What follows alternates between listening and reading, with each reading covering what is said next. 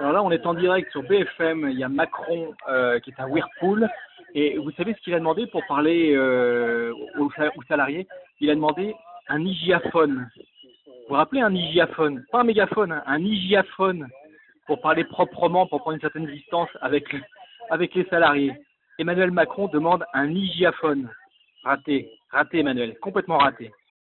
Hey Daniel, j'appelle pour la chronique de Nicole Fioroni, mercredi 26 avril, donc ce matin, sur France Inter, parce que la ligne éditoriale sur France Inter, c'est toujours la même chose. Hein. Il faut payer la dette, il n'y a pas d'alternative, Poutine c'est le mal, quoi qu'on en pense de tout ça. Mais c'est toujours la même ligne éditoriale, hein, que ce soit une radio à une autre. Pourquoi je dis ça? Parce que la gauche à France Inter, c'est l'humour, pour dire que la gauche c'est pas sérieux, comme Guillaume Meurice, que j'aime bien. Il y a Charline Vanhoenacker qui fait des bonnes chroniques aussi. Mais Nicole Fioroni, ce matin, elle a décidé de prendre position, de ne pas faire d'humour. Et elle a dit, ne comptez pas sur moi ce matin pour faire une chronique. Et elle a envoyé balader le programme de Macron, quand tout cela a été argumenté. Et elle a envoyé balader le programme du Front National. Et si vous auriez vu la gueule de Patrick Cohen le matin, parce que le matin on se mange Cohen, on se mange Guetta, on se mange alors le summum Dominique Seux. Heureusement qu'il y a Pochon le matin, hein, qui fait du bien un peu, mais bon, en règle générale c'est du costaud. Mais là, la gueule de Nicole, la gueule de Patrick Cohen, ouh là là là là là là là. Donc merci Madame Ferroni.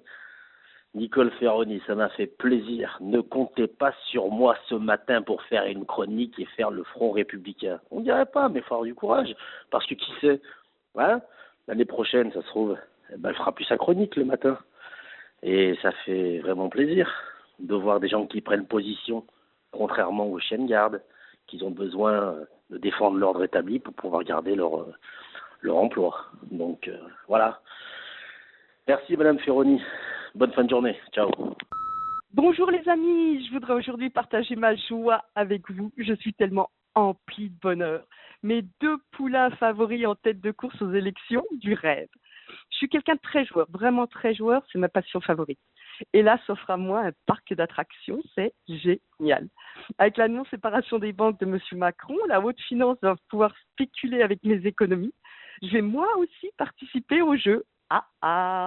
Je les garde, je les perds. Oh là là, quel suspense! Puis jouer avec la planète, ça c'est trop drôle. Oh la chasse aux œufs de Pâques qu'on est en train de préparer aux petits de nos futures générations. Ils sont cachés où les déchets nucléaires?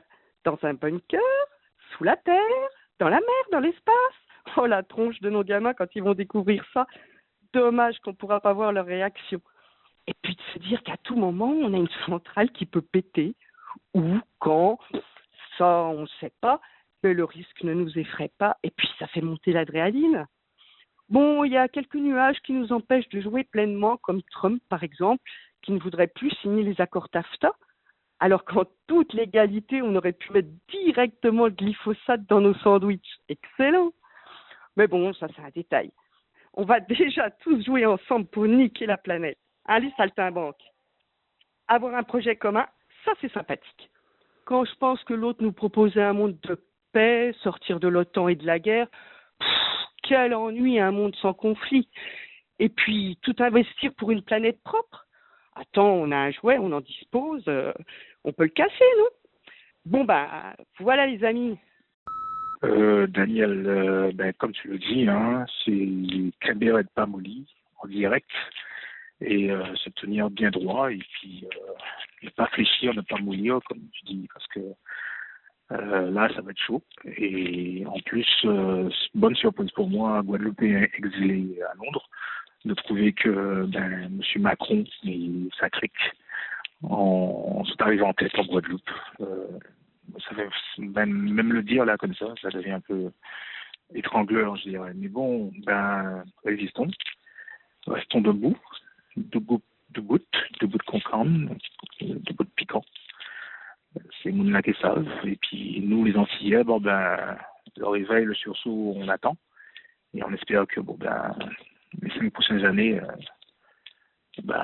on aura un autre 2 motards sur la ligne pour nous remettre droit. Et je te remercie beaucoup, Daniel. Et puis continue. Et pas mouli. pas jamais molli. Caberet. Bye. Bonjour, c'est Paris, la maman de Tammy de Nanterre. Étant donné que mon fils il est handicapé et qu'il ne peut pas parler très bien, je vous fais écouter le message qu'il a enregistré pour vous par rapport à l'élection. Voilà, écoutez bien, voilà, c'est parti. Bonjour l'IRM, et voilà, les grands médias, à la botte de leurs actionnaires, nous ont fabriqué de toutes pièces un candidat et nous l'ont envoyé au second tour. Et il va servir de bras armé de la finance pour bien nous démolir. Merci. Superbe, non, ce message. On va le réécouter parce que Tammy, on le connaît.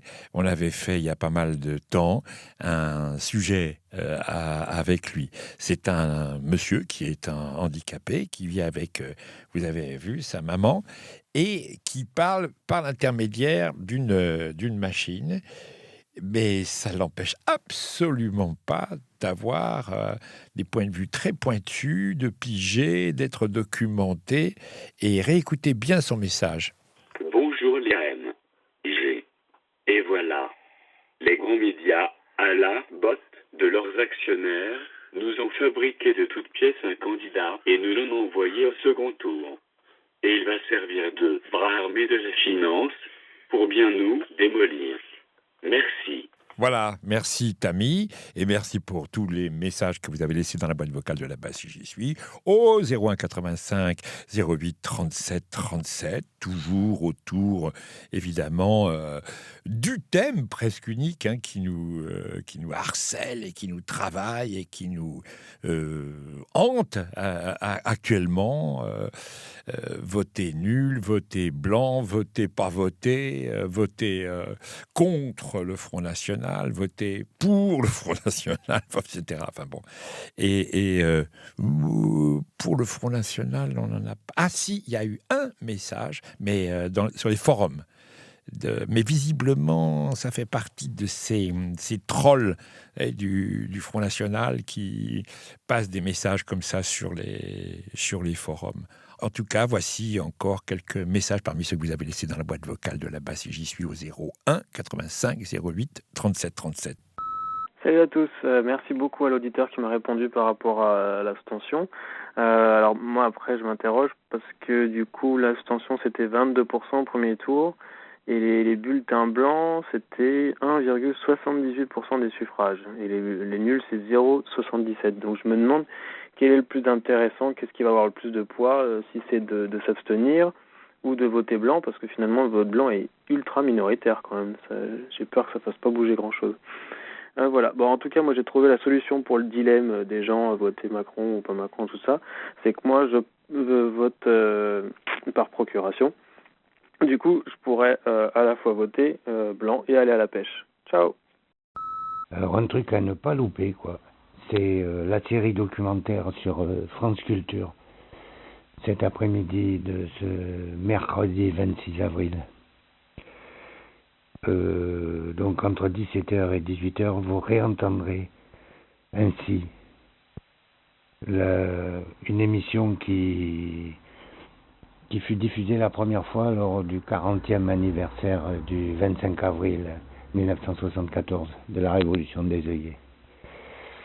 Voilà, et toute l'émission est consacrée à un type absolument formidable qui s'appelle José Maria Branco. Auteur, compositeur, interprète portugais qui a participé à des albums de Zeca Afonso. Enfin, c'est toute la petite équipe absolument formidable des chanteurs de cette époque, quoi. Zeca, Fausto, Vitorino, et puis lui, José Maria Branco, et j'en oublie encore là. Voilà. Écoutez ça, ce type c'est l'auteur du fameux texte FMI. Voilà. Ça changera un peu là de l'atmosphère dominante en France actuellement. Écoutez José Maria Branco. Pour bien le dire, il faudrait dire José Maria Branco. Voilà. Allez. En plus, loupez pas ça, ce type est merveilleux. Depuis des années, on nous serinait en disant que la presse faisait les élections, les guignols faisaient les élections, mais pour ces élections-là, la presse a fait les élections. Quand on voit la campagne qui a été menée pour Macron par la presse et toute la presse, on ne peut pas être étonné du résultat. Mais avec les résultats que nous avons eus, il y en a beaucoup qui ont dit entre la peste et le choléra, qu'est-ce qu'il faut choisir? Moi, j'ai choisi la grippe aviaire. Je vote blanc. Je me suis fait avoir déjà en 2002, je ne me ferai pas avoir en 2017. Allez, salut, bon courage à vous. Oui, salut les loulous. Bon, alors je sais pas trop ce que je vais pas voter. Je sais pas si je vais voter blanc ou si je vais faire feignant. En tout cas, il faut savoir une chose, c'est que dans les bureaux de vote, il n'y a pas de bulletin blanc. Alors, il y a deux solutions. Soit vous amenez un petit bulletin blanc, si vous voulez voter blanc. Et alors, une enveloppe vide est considérée comme voter blanc. Soit vous laissez une enveloppe vide, c'est plus facile, soit vous amenez un petit bulletin blanc. Parce qu'autrement, il n'y a pas de bulletin blanc dans les bureaux de vote. Soyez pas surpris. Bon, allez, de toute façon, je crois que je vais faire un effort et voter blanc. Parce que franchement, on n'est pas sorti, le cul sorti des ronces, comme dit notre pote. Bonjour, c'est Nicolas de Francfort. Je voudrais apporter ma pierre au débat qui est en train d'émerger sur le répondeur. Donc, bien sûr, je n'irai ni voter pour Le Pen, ni voter pour Macron, parce que c'est deux politiques qui m'écœurent. Mais je voudrais que tout le monde réfléchisse. Si on ajoute Macron, Le Pen et Fillon et Dupont-Aignan, on est à 70% de gens qui préfèrent la haine, la concurrence, la finance et la désolation à la joie et vivre ensemble. Donc, bien sûr, on ira voter toujours du bon côté, mais il faudra convaincre quand même pas mal de gens que vivre ensemble et vivre de manière écologique, vivre de manière soutenable, c'est mieux que la guerre et la désolation et la pollution. Et donc le travail, il se fera là, hein. Il se fera convaincre les gens que ça c'est mieux que la guerre. Donc bon courage et bon courage. Au revoir. 01 85 08 37 37, le répondeur de là-bas si j'y suis, c'est du lundi au vendredi à 13h. Ça a cramé. À force de faire le con sur le répondeur, ça a cramé, voilà, maintenant j'ai bouffé du truc cramé. Putain, mais c'est chiant, hein. Faire le con, là, ça t'apprendra à faire le con, merde.